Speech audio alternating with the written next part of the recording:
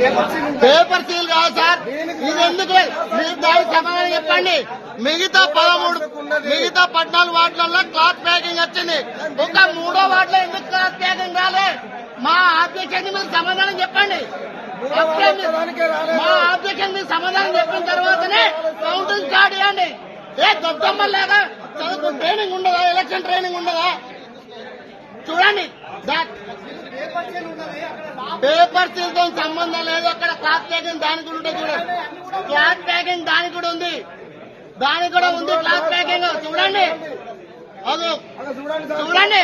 ఓట్లే భయం లేకుంటే, చేయాల్సిన పని చక్కగా చేయకుంటే, కొలువు పోతుందనే భయం ఉంటే అప్పుడు చక్కగా పని చేస్తారు కావచ్చు సర్కార్ ఆఫీసర్లు. మరి లేకుంటే ఏంది? బ్యాలెట్ బాక్సులకు బట్ట జుట్టి సీలింగ్ వేయాలన్న ఇంగితం లేకుంటే ఎట్లా? ఎన్నికల ట్రైనింగ్లా పెద్ద ఆఫీసర్లు వాళ్ళకి చెప్పలేదా? వాళ్ళు చెప్పినా వీళ్ళు చేయలేదా? సోమర్తనానికి బ్రాండ్ అంబాసిడర్ల తీరుగా చేస్తే ఏందన్నట్టు? పాపం 3వ వార్డు ఎన్నికలలో పోటీ చేసింది ఎవరో గాని 14 వార్డులల్లో మా వార్డు బ్యాలెట్ బాక్సులకే ఎందుకు బట్ట చుట్టి సీలింగ్ వేయలేదు? పొట్టు లొల్లి చేసుకుంటా వీడియో తీస్తున్నాడు.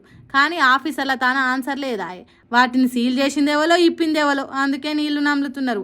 అది ఇది అన్నట్టు గులుగుతున్నారు. పేపర్ సీలింగ్ ఉన్నది కదా అని సర్ది చెప్పి సప్పుడు చేస్తలేరు. మంచిర్యాల జిల్లా లక్సెట్టిపేట మున్సిపాలిటీ 3వ వార్డు ముచ్చటిది. అధికారులు కాంగ్రెస్ పార్టీలతోని కుమ్మక్కై బ్యాలెట్ బాక్స్లలో ఓపెన్ చేసి రిగ్గింగ్ చేసిండ్రు కావచ్చు అన్నట్టు మాట్లాడుతున్నారు. కాబట్టి కౌంటింగ్ జరిగిన రోజు నాటి సీసీటీవీ ఫుటేజ్ క్లారిటీ ఇవ్వాలి. పోలింగ్ అయిపోయినాక బట్ట సుట్టి సీలింగ్ చేసిండ్రా చెయ్యలేదా అనేది క్లారిటీ ఇవ్వాలని లొల్లి చేసిండ్రు. కానీ దుడ్డున్నోందే దుడ్డే బర్రె అన్నట్టు అధికారం ఉన్నోళ్ళు ఇష్టం వచ్చినట్టు చేస్తున్నారు. ఏందో ఏమో పోండి అని అంటారు ఈ ముచ్చట తెలిసిన పబ్లిక్.